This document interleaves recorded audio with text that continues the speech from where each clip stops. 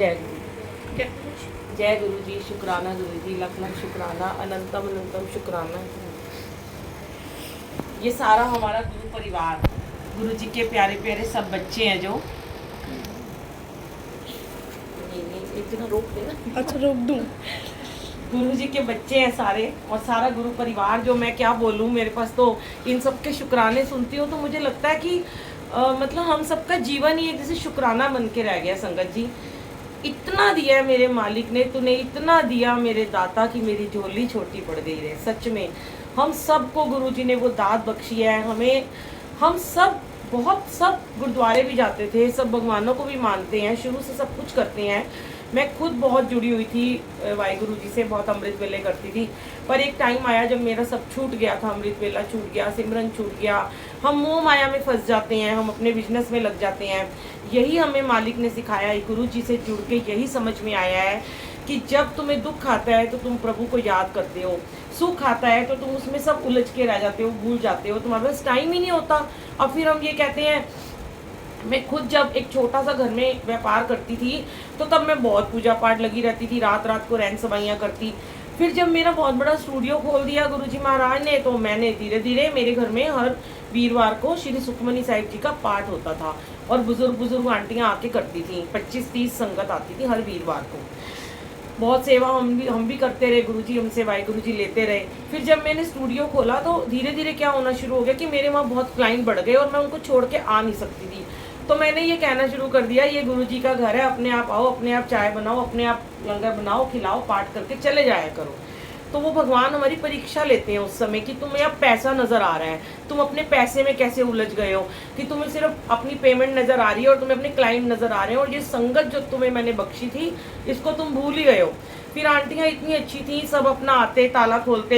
वो गुरुजी वाहिगुरु जी का रूम था, वहाँ बाबा जी की भीड़ रखी हुई थी, पूरा सब जैसे यहाँ सब संगत सेवा करती है वो भी आते, अपना सारे बर्तन धो के, अपना करके, कालीन वालीन झाड़ के, सब करके ताला लगा के चले जाते। और मैं पहुँचती रात को 9 बजे। तो मुझे ना धीरे, उस समय मुझे समझ में नहीं आता था कि मैं ये क्या कर रही हूँ। फिर कहते हैं ना, भगवान आपकी बहुत ही कठिन सी परीक्षा लेते हैं। मैंने पहले भी शेयर किया है, लेकिन इस तरीके से नहीं किया कि शायद आज गुरुजी करवाना चाहते हैं। थोड़ा सा 2 मिनट का टाइम लूँगी मैं आपका। कि मैंने अभी लास्ट टाइम सत्संग अभी आप सबको भेजा भी था अपने बेटे वाला, कि उस टाइम पे फिर मेरे को उन्होंने बहुत कड़ी परीक्षा ली। तो मेरे बेटे का एक बहुत बड़ा ऑपरेशन हुआ, जिसकी वजह से मुझे अपना सारा काम बंद करना पड़ा और मुझे 2.5 साल घर में रहना पड़ा। सारा लगाया सब बिजनेस मुझे बंद करना पड़ा।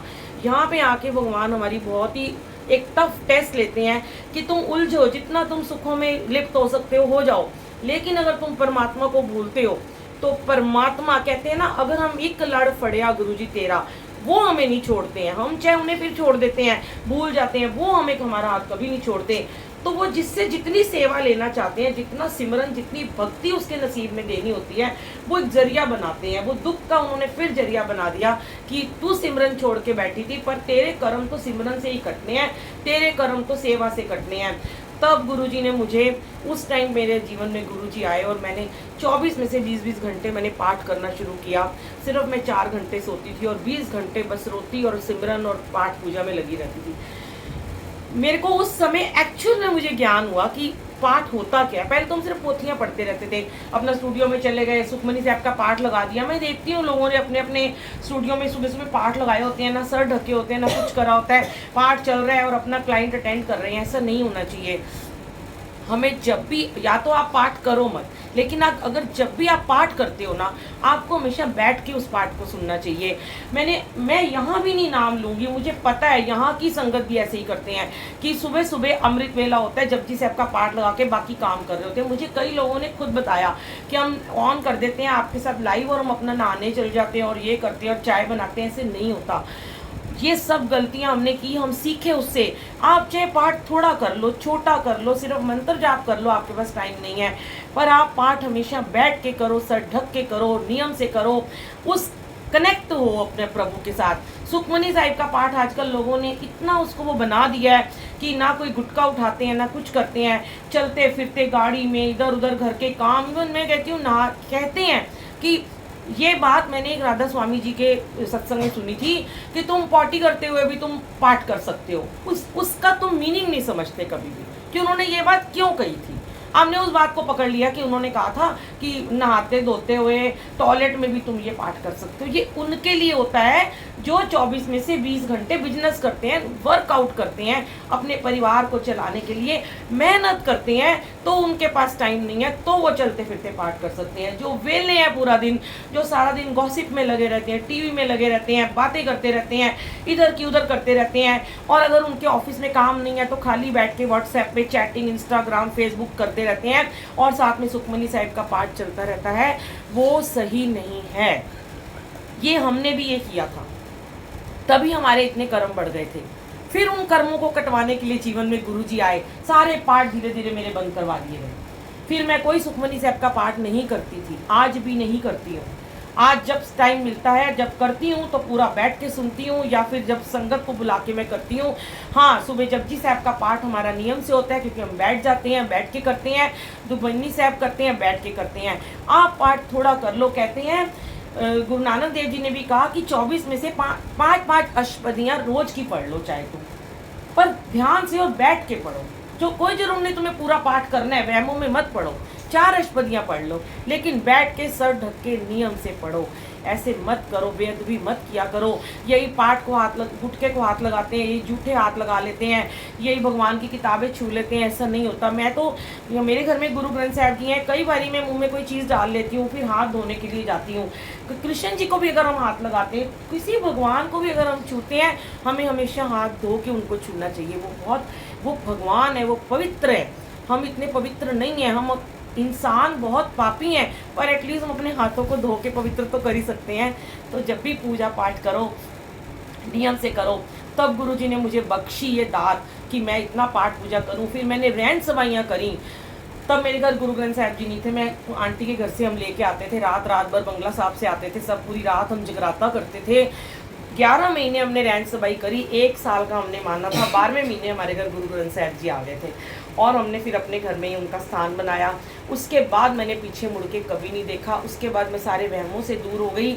हाँ, उस समय मुझे ये भी सिखाया गुरुजी ने कि पहले अपने बच्चे की सेवा करनी है, ये नहीं कि पूजा पाठ में चले जाना है। ऐसा मैं रोती थी कि मैं सत्संग नहीं जाती। मैं भी उस दिन एक आंटी का ही पूजा आंटी का ही सत्संग सुन रही थी कि हम इनके घर में जब गए थे, तो ये रोते थे कि मेरी मम्मी ऐसे बीमार है तो मैं नहीं जा सकती हूँ।